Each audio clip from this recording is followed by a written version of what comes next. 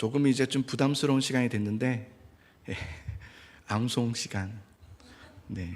자, 누가복음 5장 8절의 말씀인데요. 우리 같이 한번 보시고 그다음 우리 암송 말씀을 외워보겠습니다. 우리 지난주 암송이죠. 시작. 시몬 베드로가 이를 보고 예수의 무릎 아래에 엎드려 이르되 주여 나를 떠나소서 나는 죄인으로소이다 하니 누가복음 5장 8절 말씀. 아멘. 자, 우리 같이 한 번 더 해보겠습니다. 벌써부터 그냥 저에게 웃고 있는 분이 있어요. 이렇게. 알겠습니다. 네, 한번 해보겠습니다. 시작. 시몬 베드로가 이를 보고 예수의 무릎 아래에 엎드려 이르되 주여 나를 떠나소서 나는 죄인으로소이다 하니 누가복음 5장 8절 말씀. 아멘. 네, 말씀은 살아있어서 우리가 외우고 또 다 못 외우더라도 하나님께서는 우리 안에 그 말씀을 사용하실 때가 있습니다. 그래서 말씀을 계속 읽고 묵상하고 암송하는 것은 좋은 것 같아요. 우리 오순절 날 마가의 다락방에 성령의 임재가 120명 문도들에게 임하였습니다. 왜냐하면 예수님께서 부활하시고 나서 승천하시기 전에 제자들에게 말씀하셨어요. 모인 자들에게 내가 너희에게 성령을 부어주리니 너희는 모여 떠나지 말고 모여 기도하라 그러셨어요. 그래서 그 말씀을 들었던 자들이 120명이 모여서 마가의 다락방에 모여 성령을 기다렸던 거예요. 그러자 하나님께서 그들에게 성령을 부어주시는 것을 보게 돼요. 여러분, 저는 마가의 다락방에 모인 120명 문도들의 말씀에 대한 태도, 그 자세를 먼저 잠깐 살펴보고 싶습니다. 우리는 과연 하나님 말씀에 대한 어떤 반응으로 우리는 살아가고 있는가? 우리는 어떤 말씀에 반응하며 살아가고 말씀에 어떻게 반응하며 살아가고 있는가? 하나님의 주신 말씀에 내 책임을 다하고 있는가? 내 의무를 다하고 있는가? 우리는 어쩌면 내가 말씀대로 살고 싶지만 말씀대로 살지 못함을 하나님 탓을 돌릴 때가 있는 것 같아요.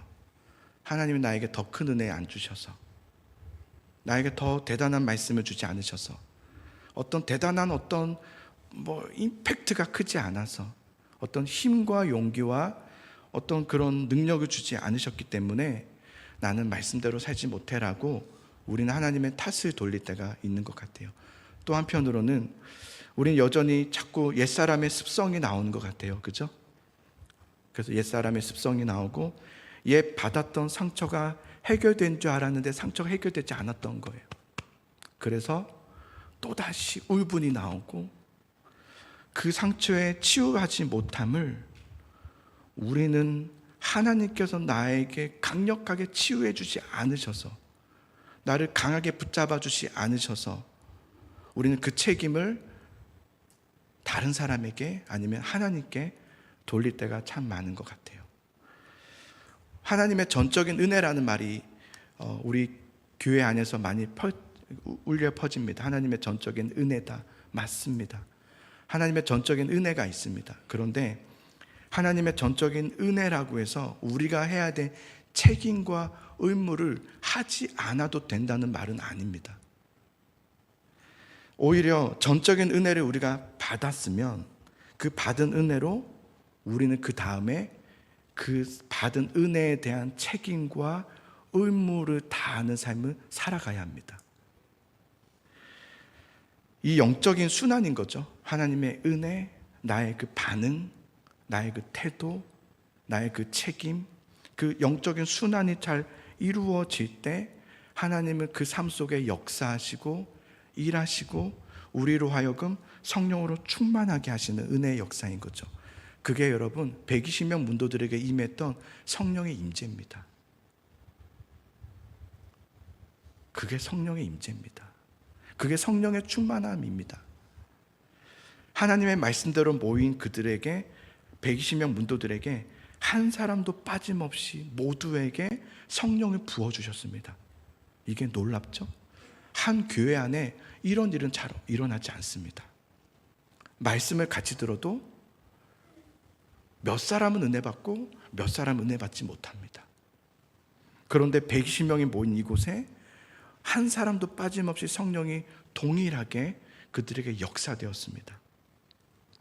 저는 이 이야기를 좀 보면 마치 그 120명, 지금의 우리 정도 숫자 되겠죠. 이들이 모여서 성령을 막 받는 어떤 부흥에, 우리는 그렇게 상상할 수 있을 것 같아요. 부흥의 어떤 부흥 집회, 성령 집회 뭐 이런 것들. 근데 사실은 이것은 어떤 그런 부흥회나 집회를 보여주는 장면이 아니라 이미 이것은 하나님께서 구약 성경의 여러 선지자를 통해서 하셨던 예언의 성취입니다. 이건 예언의 성취예요. 오순절 다락방의 성령의 임재 사건은 부흥회가 아니라 성령의 임재는 하나님의 말씀의 예언의 성취의 이야기예요. 그리고 구원이 시작되었다는 것을 보여주는 징표예요. 하나님 나라의, 성경에 그랬어요. 구약 성경에 하나님 나라의 모든 백성에게는 한 사람도 예외 없이 모두 성령을 받으리라 그랬어요. 이거 아십니까? 하나님의 나라의 백성들에게는 한 사람도 예외 없이 성령을 부어주겠다고 말씀하셨습니다.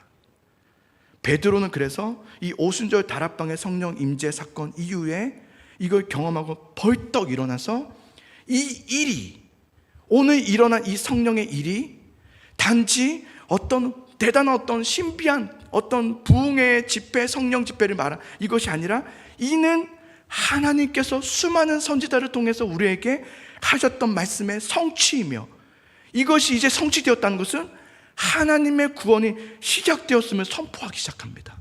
그래서 사도행전 2장에 요엘 선지자의 예언의 말씀을 인용하여 전하기 시작하죠. 자, 사도행전 2장 17절부터 21절의 말씀을 우리 함께 한 목소리로 읽겠습니다. 시작. 하나님이 말씀하시기를 말세에 내가 내 영을 모든 육체에 부어주리니 너희의 자녀들은 예언할 것이요 너희의 젊은이들은 환상을 보고 너희의 늙은이들은 꿈을 꾸리라. 그때에 내가 내 영을 내 남종과 여종들에게 부어주리니 그들이 예언할 것이요 또 내가 위로 하늘에서는 기사를, 아래로 땅에서는 징조를 베풀리니 곧 피와 불과 연기로다. 주의 크고 영화로운 날이 이르기 전에 해가 변하여 어두워지고 달이 변하여 피가 되리라. 누구든지 주의 이름을 부르는 자는 구원을 받으리라. 아멘. 베드로가 구약 선지자 중에 마지막으로 이 말씀을 선포한 요엘 선지자의 말씀의 예언을 인용하여서 이제 이것은 구원이 시작되었음을 선포합니다 라고 선언하기 시작합니다. 그러면서 그 말씀대로 정말 모인 그 120명 문도 모두에게 한 사람도 예외 없이 나위를 불문하고 직분과 상관없이 모두에게 한 사람도 빠짐없이 성령이 임재하는 것을 보여줍니다. 이는 마찬가지로 오늘날 하나님의 성령은 하나님을 믿는 구원받은 백성들에게는 한 사람도 예외 없이 성령이 부어지는 것이라는 것을 보여주는 말씀입니다. 여러분, 성령으로 충만하십시오. 성령으로 사십시오. 오순절 마가의 다락방에 성령이 임함으로 말씀이 선포되기 시작하고요, 이 일에 예루살렘에 모여 있었던 수많은 유대인들, 이스라엘 백성들이 그 자리로 모이기 시작합니다. 그때 베드로는 일어나 모인 수많은 그들에게 주님의 말씀을 선포하기 시작합니다. 그런데 오늘 우리가 읽었던 말씀대로 베드로가 전한 설교에 그들이 보였던 반응이 매우 놀랍습니다. 37절의 말씀을 보겠습니다. 우리 같이 읽습니다. 시작. 이 말을 듣고 마음에 찔려 베드로와 다른 사도들에게 물어 이르되 형제들아 우리가 어찌할꼬 하거늘. 아멘. 자, 이들의 반응의 두 가지입니다. 하나는 마음에 찔려. 우리가 좀 이렇게 안 되네요. 마음에 찔려 우리가 어찌할꼬. 예. 마음에 찔려 우리가 어찌할꼬. 여기서 베드로의 설교를 들었던 수많은 사람들이 첫 번째, 마음에 찔렸다고 말합니다. 마음에 찔려. 이 마음에 찔리다라는 이 원어적인 의미가 이런 겁니다. 말 발굽에 왜 땅이 움푹 파여진, 이런 뜻입니다. 말이 세차게 소리를 내며 딱 땅을 칠 때 땅이 움푹 파여집니다. 아주 강하게 발의 힘을 아시죠? 그 힘으로 온 힘을 다해 땅을 딱 쳤을 때에 땅이 움푹 파인 그 상태를 바로 찔리다 그럽니다. 마음에 찔려. 베드로의 설교를 들었던, 베드로의 말씀을 들었던 사람들의 마음이 찔렸다는 것은 그만큼의 마음에 충격을 받았다는 겁니다. 너무 강력한 충격을 받았다는 겁니다. 베드로가 전한 설교의 내용을 보면 유쾌함이 없고요, 따뜻함이 없습니다. 재미가 없습니다. 편안함과 유머가 없습니다. 베드로의 설교를 듣고자 모였던 그 청중들은, 그들은 누구였냐? 예수님이 십자가에 죽으시는 그 사건에 직접적이든 간접적이든 관여됐던 모든 사람들입니다. 베드로는 그런 그들에게 이렇게 선포합니다. 요약하면 이겁니다. 너희가 하나님이 보내신 그리스도 구원자 메시아 예수 그리스도를 십자가에 못 박아 죽였다. 이거였습니다. 너희가 죽였다. 이 설교에 이 사람들이 나는 그렇게 한 적이 없다 라거나 이 말에 기분 나빠서 화를 내거나 우리가 하지 않았고 빌라도가 했다거나 로마 군사들이 했지 우리는 직접적으로 못에 손에 못 박히지 않았다라고 하는 사람이 한 사람도 없었습니다. 다른 사람에 대해서 탓을 한다거나 저들의 잘못한 거라고, 우리는 하지 않았다고, 내 탓이 아니라고, 저 탓이라고 했던 사람이 이들 중에 한 사람도 없었습니다. 한 사람도 없었죠. 그들은 이 베드로의 이 강한 메시지잖아요. 이 강한 메시지 앞에 마치 말 발굽이 땅에 깊이 움푹 파일 정도의 마음의 깊은 아픔을 경험했습니다. 깊은 찔림을 경험한 겁니다. 그래서 그 아픔과 고통스러움을 느꼈습니다. 말씀 앞에 그들의 마음이 찔렸다는 것은, 그래서 그들의 찔림을 받았다는 것은 이런 의미입니다. 그들 마음에 하나님의 양심이 있었다는 겁니다. 그들 마음에 양심이 있었다는 겁니다. 그 양심이 죽지 않고 살아 있었다는 겁니다. 많은 성도들은 오늘날도 하나님의 말씀 앞에 양심의 가책을 받습니다. 그런데 그 양심의 가책에 반응하기보다는 그냥 지나쳐버릴 때가 훨씬 더 많습니다. 양심의 가책을 받아들이기보다는 그것을 빨리 뒤로 물러내버립니다.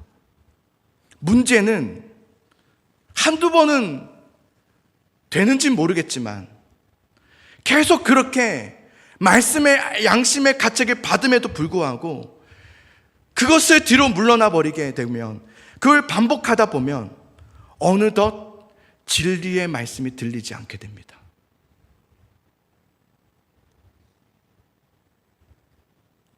어느덧 예배가 무뎌집니다.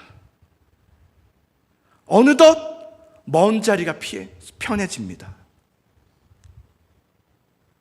어느덧 편안함이 좋아집니다. 뜨거움보단 이제 미지근함이 더 요구됩니다. 그래서 결국 그렇게 하다가 죽은 양심이 됩니다. 양심은 죽습니다. 여러분 안에 하나님의 말씀에 대한 양심이 아직도 살아있습니까? 말씀이 살아있습니까? 지금 깨어 계십니까? 이 말씀 앞에서 깨어 계십니까?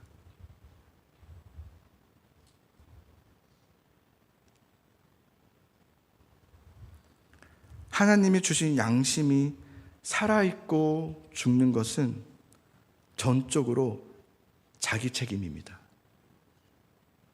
이건 자기 책임입니다. 수많은 사람들이 모여서 베드로의 설교에 죽은 양심으로 반응하지 않고 아무 일 없다는 듯이 그냥 양심의 가책을 뒤로 물러내지 않았습니다. 그들은 양심의 가책을 받고 마음에 찔렸다고 했습니다. 살아있다는 겁니다. 살아있었다는 거예요. 양심이 살아있었다는 겁니다. 말 발굽이 땅에 깊이 움푹 파인 듯이 내 마음에 고통을 느꼈다는 겁니다. 살아있다는 겁니다. 살아있는 거죠. 그리고 베드로에게 와서 묻습니다. 우리가 어찌하였고? 우리가 어찌하였고? 목사님, 오늘 이 말씀 은혜로웠습니다. 그건 은혜 못 받은 겁니다.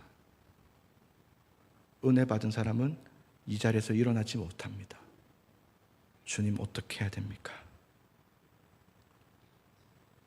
내가 어찌해야 됩니까, 주님? 그게 은혜 받은 겁니다. 자신의 아픔과 하나님께 나아감에 걸림이 되는 그 어떤 것, 예배는 왔지만 예배하지 못하는, 예배 안으로 들어오지 못하는, 내 마음이 이렇게 어렵고 무거움은, 난 요즘 시험 들었어, 난 요즘 너무 힘들어 라고 하는 그것은 어떤 누군가의 잘못과 타인의 탓으로 돌릴 것이 아닙니다. 그것은 철저히 내 죄의 문제이고 내 잘못이 있음을 의미합니다. 그래서 그 말씀 앞에 양심의 가책을 받아서 주님, 내가 어찌하였고 라는 것은 남들의 잘못의 탓을 돌림이 아니라 나에게 탓이 있음을 인지하게 되었다는 겁니다. 이게 은혜입니다. 내가 잘못했음을 인지하게 되는 게 은혜입니다. 하나님의 그 종곡을 찌르는 말씀 앞에 이들은 양심의 가책을 받고 찔림을 받아 우리가 어찌하였고 하며 사도들과 베드로 앞에 무릎 꿇는 그들에게 베드로는 오늘 매우 중요한 두 가지를 가르쳐 줍니다. 내가 어찌하였고 하는 그에게 가르친 두 가지. 이것은 오늘날 우리에게도 아주 중요한 말씀이죠. 첫 번째는 회개하라입니다. 회개하라. 두 번째는 세례를 받으라입니다. 38절을 보겠습니다. 38절 같이 한번 읽어봅니다. 시작. 베드로가 이르되 너희가 회개하여 각각 예수 그리스도의 이름으로 세례를 받고 그리하면 성령의 선물을 받으리니. 아멘. 사실은 이 순서가요, 이런 저런 순서, 이 구절의 순서가 원문에서는 조금 다릅니다. 그래서 우리 성경에서는 회개하여 세례를 받고 죄사함을 받으라, 그리하면 성령을 받으리라, 이렇게 되어 있잖아요. 이 순서로 되어 있는 것처럼 보입니다. 그러나 원문의 순서에서는 그 좀 반대입니다. 죄사함을 받았으니 회개하라입니다. 죄사함을 받았으니 회개하라. 우리가 회개하여 죄사함을 받는 게 아닙니다. 우리가 회개하여 죄사함을 받는 게 아닙니다. 우리가 회개하여 죄사함을 받는 것이 아니라 죄사함을 받았기 때문에 회개하는 겁니다. 회개는 누가 할 수 있는지 아십니까? 죄사함을 받은 사람이 합니다. 내 영이 하나님의 은혜로 죄사함을 받았음을 아는 사람은 내 영이 살아있기 때문에 회개함이 나옵니다. 그래서 내가 잘못했습니다 라는 고백을 합니다. 하나님은 우리에게 회개하라 라고 하실 때 살려놓고 하시는 말씀입니다. 내가 널 살렸으니 회개하라는 겁니다. 구원 받았으니 회개하라는 겁니다. 너는 죄사함 받았으니 회개하라는 겁니다. 그래서 회개는 누가 할 수 있는가? 구원받은 사람이 회개합니다. 그게 구원받은 사람의 특징입니다. 회개는 구원의 조건이 아닙니다. 내가 회개해야 구원받는 게 아닙니다. 구원받은 사람의 열매가 회개입니다. 그는 회개하는 삶을 삽니다. 회개하는 삶을 삽니다. 하나님의 먼저 된 용서와 이미 2000년 전에 우리를 위해서 십자가에서 죽으신 예수 그리스도의 십자가의 구원을 먼저 은혜로 받았기 때문에 그 다음부터 그것을 깨닫는 자들에게서 나오는 것은 회개입니다. 주여, 내가 잘못했습니다. 내가 잘못했습니다. 저 사람이 잘못했습니다라고 하지 않습니다. 내가 잘못했습니다. 이게 구원받은 사람의 회개입니다. 회개는 여러분, 우리의 어떤 도덕적인 문제나 윤리적인 문제, 그런 문제를 씻는 게 회개가 아닙니다. 그런 게 회개가 아니에요. 우리가 잘못된 습관 중에 하나가 뭐냐면 회개를 그냥 비누로 닦듯이 닦는 것이라 생각해요. 이렇게 닦아내는 것. 그러니까 내 잘못을 보면서 하나님 앞에 내가 잘못한 것이 너무 많잖아요. 그러니까 그 잘못한 것을 생각하면서 닦아내고, 내가 하나님 앞에 믿음으로 잘 살아내지 못한 것에 대해서 이렇게 닦아내고 있는 그것을 우리는 회개라고 생각합니다. 아닙니다. 그건 회개가 아니에요. 회개는 돌이키는 겁니다. 씻어내는 게 아니라 돌이키는 겁니다. 가던 길에서 멈춰서 돌아서서 다시 가는 겁니다. 그게 회개입니다. 내가 하나님 모르고 살던 그 인생대로 살지 않고, 하나님 없는 삶을 살지 않고, 이제는 내 인생을 하나님께 맡겨드리며 이제 그 주님이 나의 주인이 되셔서 그분과 동행하며 그분과 연합하며 살아가는 그 삶이 바로 회개라고 하는 겁니다. 그게 회개입니다. 회개하라, 첫 번째. 두 번째는 각각 예수 그리스도의 이름으로 세례를 받으라입니다. 각각. 여기서 세례라는 것은 우리가 여러분 나 세례 받았는데 이런 말 하는 게 아닙니다. 세례 예식을 받아라 이 말이 아니라 세례의 본질을 말하는 겁니다. 세례의 본질이 뭡니까? 세례는 원래 침례라고 하죠. 침, 담글 침이죠. 예식례. 온 몸이 물속에 담겨져서, 이 물속에 담겨진다는 것은 푹 안으로, 물 안으로 들어간다는 것은 어떤 의미입니까? 나는 죽었습니다. 내 옛사람은 죽습니다. 이게입니다. 그래서 내 영혼과 육신의 모든 것이 담겨짐으로, 예수 그리스도 앞에 담겨짐으로 우리는 정화를 경험하는 겁니다. 그리고 다시 올라옴으로 우리는 이젠 새로운 존재, 거듭난 존재가 되었습니다. 이게 침례 세례입니다. 이게 세례입니다. 새로운 존재로 거듭났다는 것은 이제 내가 예수의 마음을 품고 사는 것을 말하는 겁니다. 나의 감정과 나의 상태와 나의 죄된 생각을 품고 사는 것이 아니라 예수님의 마음이 무엇인지를 구하며 예수님의 마음을 품고 예수님이 가셨던 그 길, 십자가의 길과 내 삶의 연대를 이루어 살겠습니다. 그것이 바로 거듭났다는 겁니다. 이제 나는 말씀으로 살겠습니다.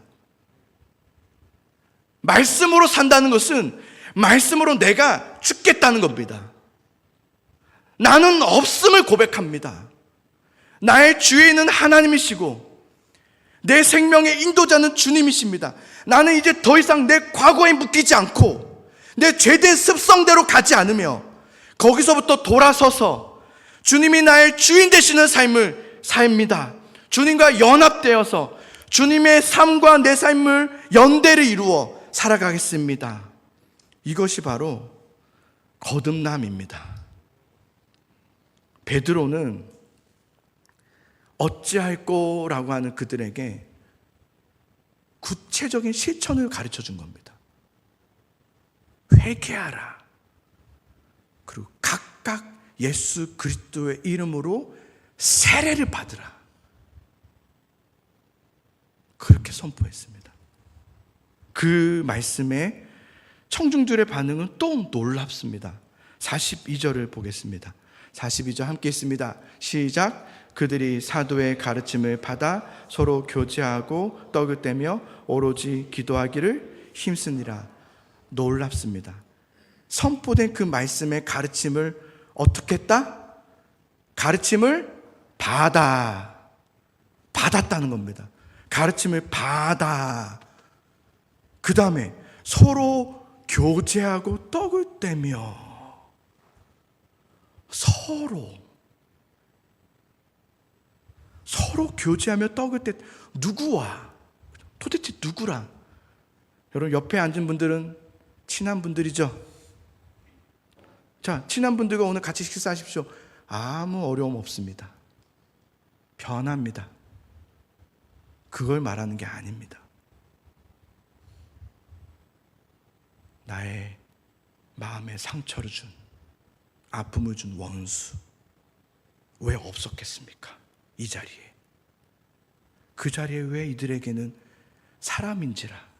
당연하죠. 이게 없을 수는 없습니다. 살면서 주고받는 게 우리는 상처입니다. 그런데 서로 교제하고 떡을 떼며, 떡을 떼기 위해선 준비해야 합니다. 떡을 준비해. 시장에 사온 게 아닐 겁니다. 자기가 떡 밭에서 뽑아서 갈아서 만들어서 빚어서 구워서 정성을 다해서 대접했다는 겁니다. 그리고 다가갔다는 겁니다. 그리고 섬겼다는 겁니다. 이 반응, 이건 여러분이 하셔야 되는 겁니다. 이건 개인이 해야 되는 겁니다. 신앙은, 구원과 신앙, 그것은 교회에 업혀갈 수 없습니다. 좋은 교회 간다고 내가 좋은 신앙이 되는 건 아닙니다. 출발은 할 수 있습니다. 같이. 그러나 그 선포된 말씀과 은혜에 살아가는 그 책임은 개인의 것입니다. 그가 그것을 어떻게 받아들이고 어떻게 살아내느냐는 그들 몫입니다. 교회에서 말씀은 동일하게 선포되지만 이걸 받은 여러분들은 각각 이 말씀을 어떻게 책임을 다하여 살아가는 것은 여러분의 소관입니다. 그렇기 때문에 하나님의 말씀에 대한 우리의 책임이 있다는 것을 여러분 기억하셔야 합니다. 사랑하는 성도 여러분, 우리 각각 하나님의 말씀 앞에서 회개와 세례의 책임을 다하고 정말 그 삶을 다할 때 주님은 우리에게 성령을 선물로 주신다고 하셨습니다. 성령의 충만한 그리스도인의 삶을 살 수 있다는 겁니다.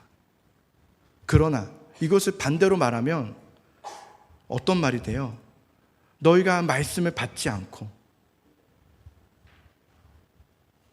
회개하지 않고 세례로 가지 않으면 너희가 어떤 직분자이든지 상관없습니다. 얼마나 교회를 오래 다녔는지도 상관없습니다. 내가 과거에 뭘 했는지도 상관없습니다. 내가 회개와 세례의 책임을 다하지 않는다면 그는 오늘 성령의 충만한 그리스도인이 될 수 없다는 경고의 메시지입니다. 무서운 말이죠. 그래서 저는 오늘 다시 복음 앞으로, 다시 말씀 앞으로, 그 말씀 앞에서 우리의 양심의 가책을 느끼고, 혹여나 여러분 중에 양심의 가책이 안 느껴진다면 오늘 주님 앞에 부르짖으며 기도하기를 바랍니다. 주여, 내 양심을 살려주소서. 잘못했습니다 하고 고백하셔야 됩니다. 그래서 다시금 마음에 찔림이 일어난다면 이제는 주님 내가 어찌할꼬 하며 엎드리는, 그래서 회개와 세례로 나아가는 사랑하는 예수사랑교회 성도님들 될 수 있기를 간절히 소망합니다. 다시 말씀 앞에서 살아있는 하나님의 자녀의 모습을 회복하기 바랍니다. 그 믿음을 하나님 앞에 보이십시오. 믿음은 보이는 겁니다. 어떤 게 믿음인지를 확실하게 보여주십시오. 내가 구원받은 자녀인지를 그 자리에서 보여주십시오. 그러면 하나님께서 오늘 여러분에게 동일하게 말씀하실 겁니다. 너희가 회개하여 각각 예수 그리스도의 이름으로 세례를 받고 죄사함을 받으라. 그리하면 성령의 선물을 받으리라. 아멘. 우리 같이 찬양하겠습니다.